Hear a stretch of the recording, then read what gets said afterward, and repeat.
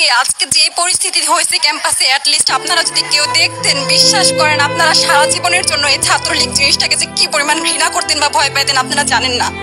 এরা আমাদের সামনে রড দিয়ে পিটায়া, ছেলেগুলারে রড দিয়ে পিটায়া একদম মাথা মরা করে ফেলছে। তারা এসে আমাদের পেছনে লুকাইছে, আমাদের বোরকার পেছনে, আমাদের ওড়নার পেছনে লুকায় বলে, আপু আমাদের একটু লুকায় রাখেন, আমাদের ওরা মাইরা ফেলবে, আমাদের বাঁচান আপু বাঁচান। আমরা তাদের ওড়না দিয়ে বোরকা দিয়ে লুকায় রাখছি, সেইখান থেকে আমাদের ধাক্কা দিয়ে ফেলে দিয়ে তাদের বের করে আবার মাথায় রড দিয়ে মারছে। এমন অবস্থা। এবং তারা আমাদের ক্যাম্পাসের পরিচিত মুখ, আমরা চিনি তাদের। তারা এই অবস্থা করছে, রাস্তায় একদম শোয়াই ফেলছে।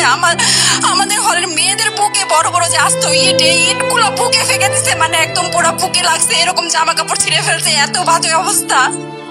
অথচ আমার ব্যাচমেট, আমরা যাদের সাথে ক্লাস করি, একসাথে বসি, আমি তাদের একটা কথা বলতে দেখি না এগুলো নিয়ে, একটা কথা নাই। এবং তাদের নিউজ ফিডে গেলে দেখবেন তারা এখন এগুলাই সাপোর্ট করে যাইতেছে।